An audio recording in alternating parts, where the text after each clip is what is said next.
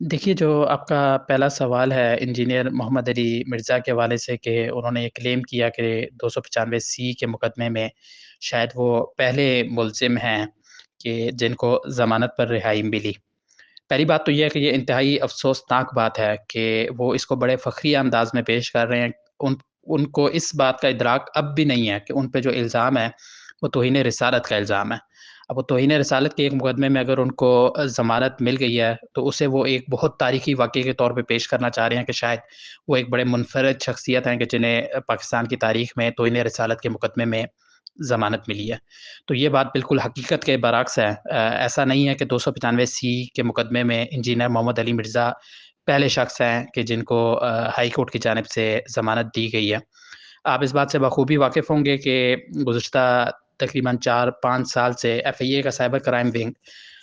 ملک بھر میں کارروائیوں کے دوران تقریباً 450 ایسے گستاخوں کو گرفتار کر چکا ہے جو سوشل میڈیا پر حضور صلی اللہ علیہ وسلم، صحابہ کرام و اہل بیت رضوان اللہ تعالیٰ علیہم اجمعین، قرآن کریم، شاعر اسلام اور یہاں تک کہ اللہ تعالیٰ کی توہین پر مبنی بھی انتہائی غلیظ ترین مواد کی تشہیر میں ملوث تھے۔ اب انجینئر محمد علی مرزا کی ایک تاریخ ہے کہ وہ اس انداز میں مقدس ہستیوں کی توہین کا ارتکاب کرتا ہے ہمیشہ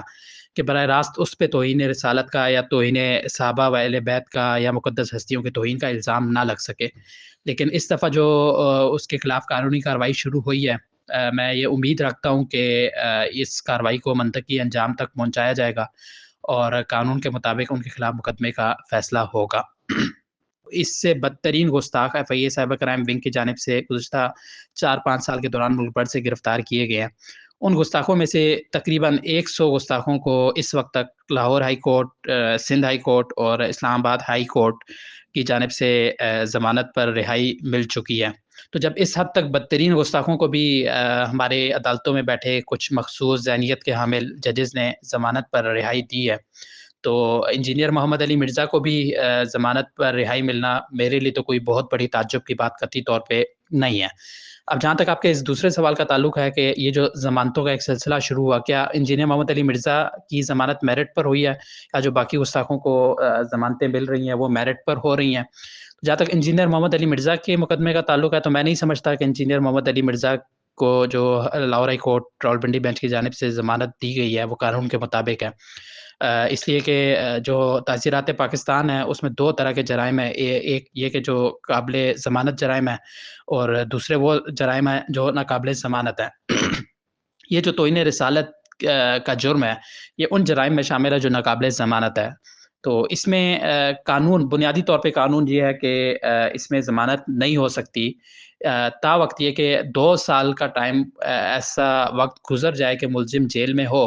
اور ملزم کی جانب سے ٹرائل میں تاخیر نہ ہو رہی ہو، تو لیکن ٹرائل 2 سال میں مکمل نہ ہوا ہو تو اس صورت میں ناقابل ضمانت جو جرم ہے، خاص طور سے توہین رسالت کا یہ جو جرم ہے اس میں عدالتیں ضمانت دے دیا کرتی ہیں۔ تو اب انجینئر محمد علی مرزا کے مقدمے میں تو ایسا نہیں ہے کہ 2 سال ہو چکا۔ جہاں تک دوسرے ملزمان کا تعلق ہے تو اس میں جو ان کو ضمانتیں دی گئی ہیں سندھ ہائی کورٹ کی جانب سے ہو، لاہور ہائی کورٹ کی جانب سے ہو، اسلام آباد ہائی کورٹ کی جانب سے، وہ اسی گراؤنڈ پر دی گئی ہیں جو قانون میں ایک یہ رعایت رکھی گئی ہے کہ اگر کسی ملزم کا ٹرائل چل رہا ہو ناقابل ضمانت جرم کے مقدمے میں اور اس کا ٹرائل 2 سال کے اندر مکمل نہ ہو سکا ہو تو اس صورت میں وہ ضمانت کا مستحق ہوتا ہے۔ تو اس بنیاد پہ ان گستاخوں کو اب ضمانتیں مل رہی ہیں، ایسے کہ اگرچہ ان گستاخوں کی جانب سے ٹرائل التوا کا شکار ہو رہے ہیں، ٹرائل اب تک مکمل نہیں ہو پا رہے، لیکن جو ہائی کورٹ میں بیٹھے کچھ مخصوص ذہنیت کے حامل ججز صاحبان ہیں وہ اس قانون کو غلط طور پہ ان ملزمان کو ضمانت پر رہائی دینے کے لیے استعمال کر رہے ہیں۔ حالانکہ انہیں دیکھنا چاہیے کہ اگر ٹرائل 2 سال کے اندر مکمل نہیں ہو پایا تو کیا یہ تاخیر ملزم گستاخوں کی سائڈ سے ہے یا پروسیکیوشن کی طرف سے۔ تو یقیناً اکثر مقدمات میں میں تو یہ کہوں گا کہ تقریباً تمام مقدمات میں ہی جو تاخیر ہے وہ ملزمان کی طرف سے ہے، لیکن جو اس قانون کا غلط فائدہ اٹھاتے ہوئے عدالتیں ملزمان کو یہ ضمانت پر رہا کرنے کا ایک سلسلہ شروع کیا ہوا ہے گزشتہ تقریباً 1 سال سے۔